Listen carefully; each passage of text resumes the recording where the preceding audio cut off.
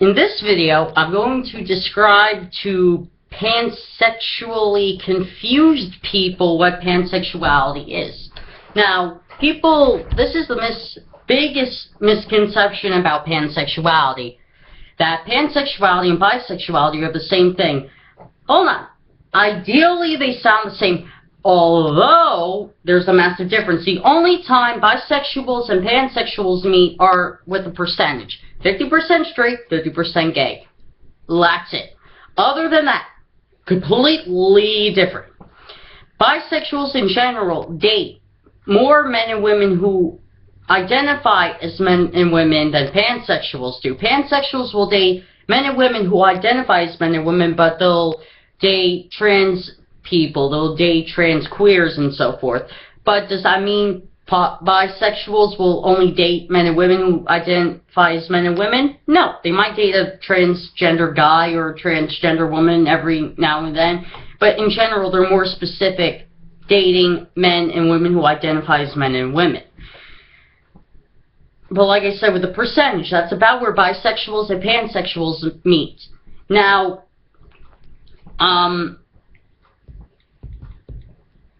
although that is when you have pansexuals who identify as a man or woman, but you have pansexuals who are 50% transgender and 50% straight or 50% gay.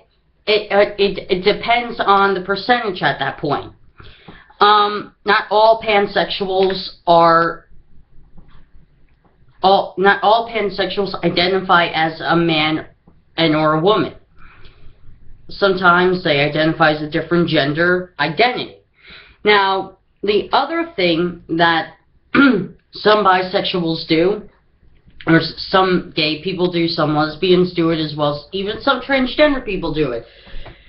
They normally tell pansexuals, your sexuality isn't real. Yet it is. It is a real sexuality. Just as much as real transgender is. Just as much as bisexual, lesbian, gay. Just like how any sexuality out there is real. Pansexuality is real as well. But lesbian, gay, bisexual, and transgender are the most recognized. The other thing is, normally, like I said, some people from the LGBT community do this to pansexuals. You're just confused. No. Just as much as you guys aren't confused on what your sexuality is, that doesn't mean we're confused. The only people who are confused with their sexuality or what their sexuality is people who are questioning it.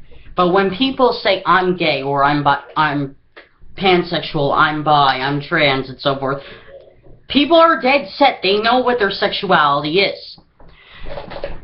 Another misconception, and this is mainly from the older generation, the baby boomers.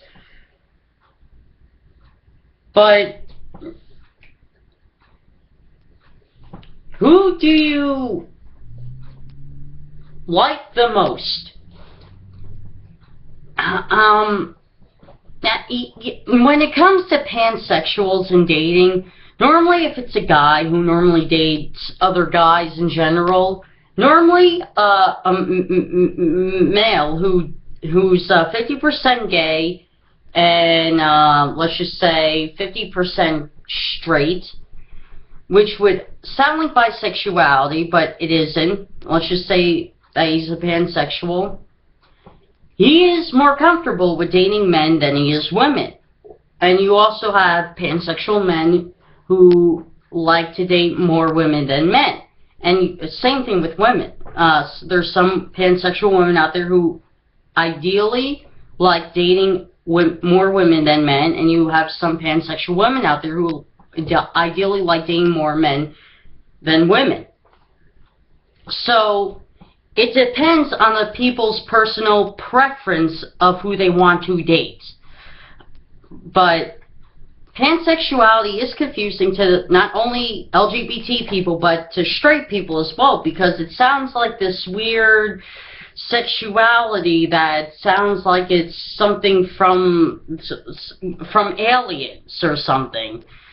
And I will admit, it does sound like a confusing sexuality, but it really isn't. We know our sexuality just as much as you know your sexuality. It doesn't matter if you're LGBT or whatever sexual orientation or gender, or even if you're straight. I could see why you're confused about what pansexuality is, but it actually is not that confusing. Like I said in the beginning, bi means two, pan means many. Does that mean that pansexuals maybe favor women more sexually than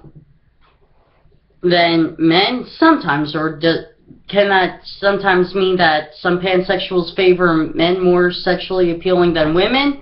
Yeah. Not everybody is dateable, not everybody is, excuse my French, not everybody is fuckable though. But that's what society does though. There's some people I wouldn't date, there's some people that I wouldn't have sex with. But society in general makes people who are fat, who are anorexic, undateable, and or unfuckable. So, now would I personally be opposed to dating a overweight man and or a woman? No. Because I feel everybody is entitled to love.